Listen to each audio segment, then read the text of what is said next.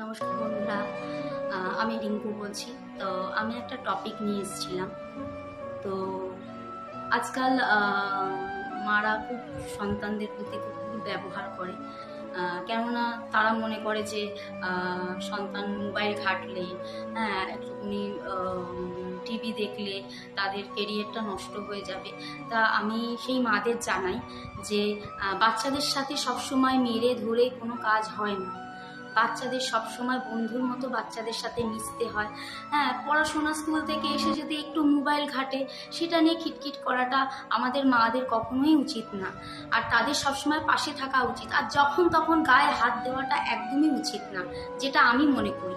আমার মনে হয় কি, বাচ্চাদের সাথে একটুখানি নিজেদের একটু শেয়ার করতে, বিশেষ করে মারা আজকাল খুব বাচ্চাদের সাথে খুব খারাপ ব্যবহার করে। স্কুল থেকে আসতে না আসতেই কোনো রকমে খাইয়ে দাইয়ে ঘুমাতে হলে ঘুমা, নয় পড়াশোনা কর, হোম টাস্ক কর, নয় একটু মোবাইল ঘাটলো, সেটা নিয়ে চিকচিক করে।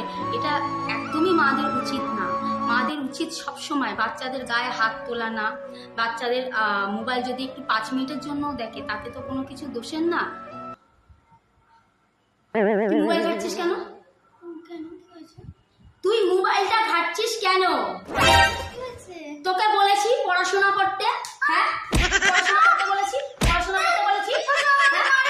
ওই মেয়ে পড়তে বসি না, মোবাইল ঘাটতে দেয় না। সবসময় ভালো লাগে কিন্তু আমার। যা যা পড়তে বস। হ্যাঁ, তো কোথায় ছিলাম বন্ধুরা?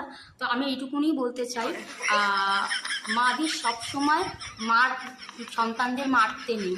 সবসময় মাদের উচিত সন্তানদের পাশে থাকা।